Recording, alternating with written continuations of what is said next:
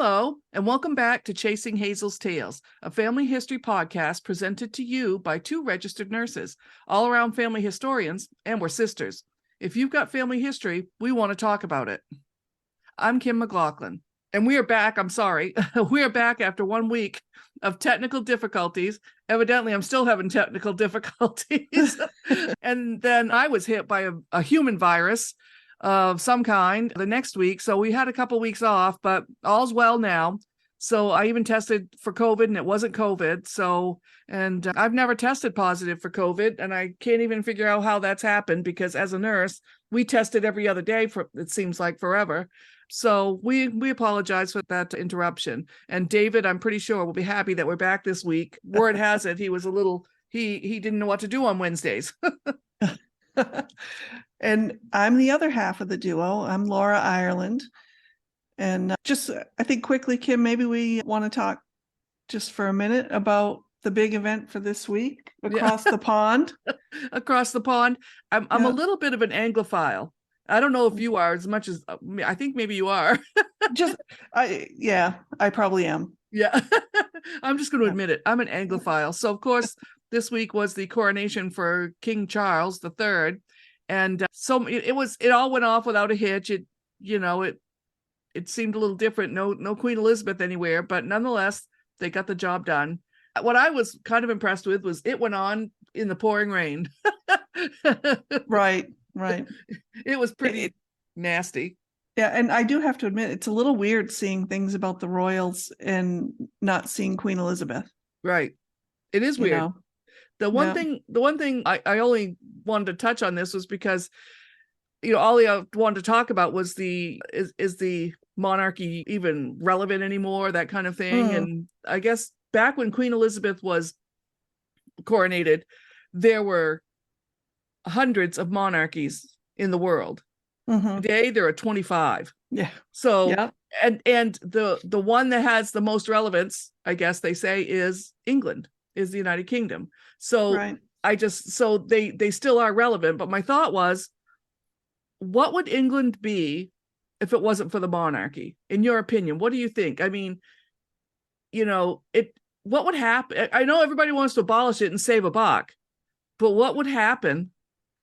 I guess I don't really know. Not living there, I don't think I have a great understanding of all of their functions. Of course, I see the works that they do with charities and all of that, but I guess I don't really understand their function. But if it wasn't for the monarchy, would we ever talk about England? Right. And there was my thought was like, how much of their, tourism is based on the history of the monarchy. Right. Yeah. And people wanting to go to Buckingham Palace and see the guards and try and get a glimpse of someone of the royal family and stuff, I guess. And go to all the historical castles and all these historical places. And to me, it's like, I wonder if they'd be shooting themselves in the foot if they got rid of the monarchy. Possible. It would just be taking a really important spoke out of that wheel. And I don't know. That's just, here we are on this side of the pond. So what do I know? Yeah. It's like, I was thinking, I don't know what would happen. But anyway. Yeah, as I always like to say, that decision's above my pay grade. Yeah, me too. The people of England can figure that out. I think the United States has enough issues to deal with. Oh, that's true. I don't even want to talk about any of those. So, not a political podcast. No, and no, I can't do that. Yeah, I guess just wanted to kind of get a few thoughts out for just a second as we get started. Right, we're going to start a new story. Yep, we're going to talk about a different. We could call it a different branch. I guess it's not really. Yeah, a different twig on the same branch. I don't know, but I just thinking about, I was reading through some letters yesterday, some of those old letters, and just realizing, I never, when I was younger, never would have thought I would be so interested in this family history and all of the things that we've learned over the last few years, but, realized that I'm deep into it, and for a few reasons. And I think first of all, the DNA aspect, I have to talk about that because that's what got me hooked. And looking at my results, comparing it with others, trying to figure out what I've inherited from who and where. And I can entertain myself for hours looking at it. And I guess that's just how my brain works. But, in looking at all those results, my brain is thinking about, oh yeah, all of these things came from previous generations, and I've inherited little bits and pieces from all of them. And right. I don't know. It's in my opinion, with the DNA, for nerds like us, DNA is only going to get more interesting. But I think it might get easier too, because I think the tools they come out with are quickly advancing and being able to determine where certain segments come from your DNA, and you can connect them to the matches in your tree. I think a lot of it, is just getting easier for ordinary people, to be able to do. And so I was thinking, I'm sitting on a ton of matches and I'll never be able to discover how we connect to every one. But the truth is, each one of those is a clue as to where we come from. And, it's any one of them can be interesting for their own reasons. But anyway, right. I digress. And there are stories to go along with each one of those little pieces. Yep. I have to say, when you said you're sitting on a ton of matches, I thought to myself, well, you better not light one. Oh, I guess early morning. The brain wants to do lots of weird things. Anyway, so first off, for me, looking at the DNA aspect, and second, every time I look through and read those letters, I'm just in awe of the things we've discovered and the way we've been able to learn about our family. I really have such a deep appreciation that Uncle Carl saved everything. Because of it, I can hold in my hands letters written by my grandmother, the woman who was just a mystery to us, the woman, who died long before we were born. Right. I can hold that letter and think, I'm thinking of the fact that I'm holding something that she created. She took the time, she wrote out that letter, folded it up neatly, addressed the envelope, and sent it off to her brother. And those letters contain the details, the ordinary and extraordinary details of everyday life in Enfield. And it could be actually everyday life in the United States too, probably. Yes. I think it's just a good snapshot of life in that time. Right. And the letters, I mostly have read the letters from his mother and his sister, our grandmother Hazel, and they really do give you an understanding of what the family lived through. Right. And, not to just of course, our grandmother was ill and there were those things, but World War II was hard. It was not easy on the men and women who fought it, but neither was it easy for the ones who were left behind. Right. And exactly. In a nice little letter from Aunt Georgie, who was a teenager at the time, she said, "The only men you see are young boys and men with Santa Claus beards." So, our family lived through hardship, illness, rationing of food and supplies. There's a lot of mention of, we can't get anything to sell in the store, or, you can't buy anything, you can't sell it, and there was death. And the letters that they wrote showed how much they cared for their fellow townspeople.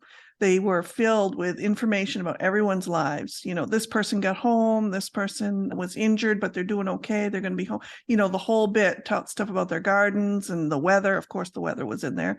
Yeah.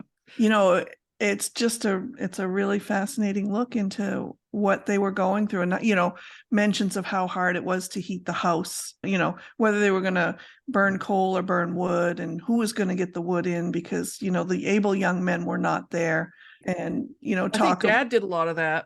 Well, he did. There was at a very young age. There's mention of him plowing so much snow. I think 1944-45 was a really hard winter, and they got lots of snow. And there's mention of him, stacking wood and shoveling snow, and he was 9 years old. Right. Yep. So he took care of them. Right. And Georgie did the cooking, apparently. Yep. And Pat was unreliable. But she was the middle child. Yeah. And they did say that, she helped more than usual. Yeah. Yeah. She had a spirit, that Right. that didn't take well to all of this, but she did help. Yeah. Yeah. But anyway, I just have a new understanding and appreciation for our family history because of all of this. Right. Yeah. So because he left all of this to us, we were able to tell you about Hazel. And I think at this point, we all know Hazel pretty well, although stuff always pops up. That is true. Just last week it popped up, but nonetheless, Hazel, we have a pretty good handle on. But what about the guy that allowed us into their world by saving everything, who we just said, Carl Laing? He was born July 31st, 1912, and it says in Enfield, but yeah, that doesn't sound right. That's not right. No, because he wasn't born there. Yeah. He was adopted. So everybody wrote Enfield, Maine, but that's not, I don't think, where he was born. So he was adopted as well. So had Hazel and Carl were brother and sister, but they were both adopted by the Laing family. And so, they are from different families. Carl and Hazel they are not related by blood. That we know of. Right. Well, yeah, there you go. So, but the thing is, Carl and Hattie had no children. So there's no way to test any DNA because he's gone. So it's not really, we just don't know. So we know who his mother is. And we're going to get to that next week, but we're going to start shedding some light on Carl's life because he was amazing and he saved all this stuff. And so we kind of know who his mother is. We don't know the father, but not yet anyway. We're still looking. I got to find something to test for DNA, I guess. I don't know. Oh, letters. Right. So anyway, Hattie would never let us allow any discussion of family history at all because Hattie. That's the way Hattie was. Just all we have to do is say because Hattie. Anyway, but he was an amazing man. That's where we're heading. Yeah. I don't think I've ever heard anyone say a bad word about Carl. No. I think everyone mentions that he should be elevated to the level of saint for living with her for 70 plus years. So we'll call him Saint Carl. Yeah. So, and just, briefly, I did see some of the letters that I read through, and I didn't understand what I was reading about from 1929. So it was the summer he turned 17. And he went to downstate somewhere. I don't know where it was, but it was near the ocean. He went to a summer citizen military training. And I think he was ambitious. I think he wanted to do things. He wanted to be in the military. I think he wanted to be a good citizen, I think is maybe what he wanted to do. Right. And he was getting himself prepared. Right. Yeah. And so there's a letter from his mother that mentions that he is doing what he always wanted to do. So, even on these short little trips to this camp for the summer, there were many letters written. And she always comes through as a very caring and loving mother. Hopefully, the kind that tells him to make sure he's getting enough rest, hopes they're serving food that he likes and that he's eating enough, and hopes he's not losing any weight because he was very thin. And he never probably weighed that much ever. I don't think he ever had any fat on him. Yeah. Yeah. And, she always just asks about his general well-being. Her concern comes through in those letters so well. And she gives him all the scoop from home. That's what they do. Yeah. And there were some of his own letters as well that are in there. I haven't read that many of them, but he comes through like Uncle Carl, a very caring and loving son, brother, uncle, and of course, boyfriend/husband. Yeah. I picked up a letter from Hattie, it was written to him that summer, and I think they were just becoming boyfriend and girlfriend. And she said she was turning 16, said sweet 16 and never been kissed. And she hoped that would change soon. And I'm not sure anybody called her sweet 16, but I won't keep pounding on that same point. But in her letters were not kind and caring, really, from my point of view. I should say, this is my take on them, but she's admonishing him for not writing to her, said this was the second time she's written, she hasn't gotten a reply, and wants him to write to her right away and tell her that he got her letters and all this stuff. And that we all and again, because Hattie. Right. But yeah, so His they're mother's pretty caring and interesting. loving him, and Hattie is, you haven't even written me. I've written you twice, and oh God. Yeah, you've got to write me and let me know when you get this letter. Yeah. So, and he did. Because Hattie. Yeah. Don't want to poke the bear. Yeah. So we are just, getting back into the swing of things, and we have I've told you in the past, we have a ton of information that Carl saved, stories galore. And so we're going to get back in, and we're going to tell you about Carl and what his life was like. But the one thing I do want to share, I have a tidbit for this week. So usually we have a little bit of something to tell you. A thing happened this past week for me, a week or two ago. People sometimes will discuss online about whether or not you should have your family tree public. And so if like I said, my native family tree is on Ancestry, and anybody who's alive is not public. So for me, I have a public tree, of course, which shields all living people. So I like that, because then I get to connect with people and take advantage of all the resources that Ancestry has. But a lot of people say, no, people are going to copy it, and they won't give me any credit. They'll steal my pictures. And there's lots to do with that. I mean, so basically what Ancestry says now is, if you put a picture up there of Great Aunt Ethel and someone saves it to their tree, it was meant to be. If you put it on Ancestry, it's meant to share. So, right. That was what I was thinking, is why would you worry about that? I don't. Right. And people are worried about, well, and I think it is because people do a lot of work, as we do a lot of work trying to figure out facts and things, and they just don't want it stolen without any recognition. So, hey, if you and I even suffer from this. I try to remember who gave me what, and I've never been very good at it. So as I've gotten better in genealogy, I've learned if you have to give credit for something, please put it on there. This picture came from wherever. I got this data from wherever. That way you can give credit where credit is due. Right. So that's sometimes just a bone of contention with Ancestry. But I'm going to tell you about the good thing that happened. So, and it's happened many times. I've connected with a lot of people on Ancestry who've given me information and able for me just to grow the tree and to learn things. But there was a lady who contacted me on Ancestry from a local history society here in Maine.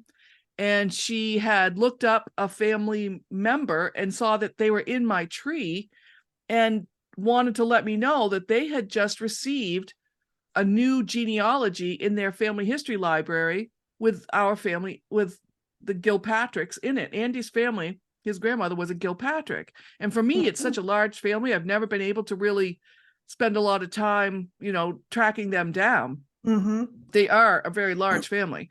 So for her to tell me that there's now a local, the local history society now has a new book about them, or, it's probably someone's ancestry that they had just turned in to share. Right.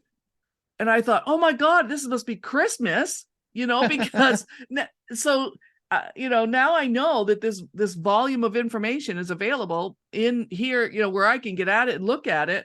And she was nice enough to reach out and say, hey, I found these people are in your tree too. You should come and see this. And so we're going to connect sometime soon, and I'm going to go see that book. But I wouldn't have known that. That's really the essence of Ancestry, is people saying, hey, I know something that you might need, or you just share information. Right. So I'm going to give kudos to Ancestry just for that platform, which allows people to connect in that way. And there were some people historically. So Carl has always had a boatload of pictures in his collection. And I found some that were like high school senior pictures, and they had names on them. So I went to Ancestry, looked them up, and on one particular photo, I was able to return it to the family because I had no need for it. I didn't even know who they were. And another one I had found was sadly had died by suicide. So that photo had nowhere to go. So, there's stories everywhere, right? And sure. And people can share this way. So for as much as people don't, they all have their own reasons for being cautious on Ancestry, I just put my family history out there and hope somebody wants to connect with me and we can talk about it. So I'm happy. I Right. can't wait to go see the tree. Yeah. And then you Look can tell them interesting. if they have a different opinion, you can tell them why they're wrong. That's right. Yeah. And also, like for the Burgoyne line, there was a couple of things, you know, with General Johnny that we discussed. You know, we just can't seem to get there to have proof that we're related to him. So on Ancestry.com, I do have it listed that these are just theories, you know, so people can not take it for gospel, I hope, you know, and they can see that it's a work in progress. But we'll see how that, you know, that's still another lifelong project that I hope someday I finish. But anyway, so next week we have loads to share with you about, we're going to call it the life of Carl Laing and about life, you know, in a village in Enfield. But we have loads, you know, you know, we do because we've talked about it before, but it's all good. So until next week, please rate, review, and follow us on your favorite podcast platform. We also invite you to reach out to us by email at chasinghazelsTales@gmail.com. Tell us your tales or share what you have learned or found interesting about your family. And of course, let us know if you've shaken your family tree and had a few nuts fall out, or if you're the nut, either way. And you can follow us or contact us on Facebook, Instagram, Twitter, TikTok. So until next time, so long. See ya. Goodbye.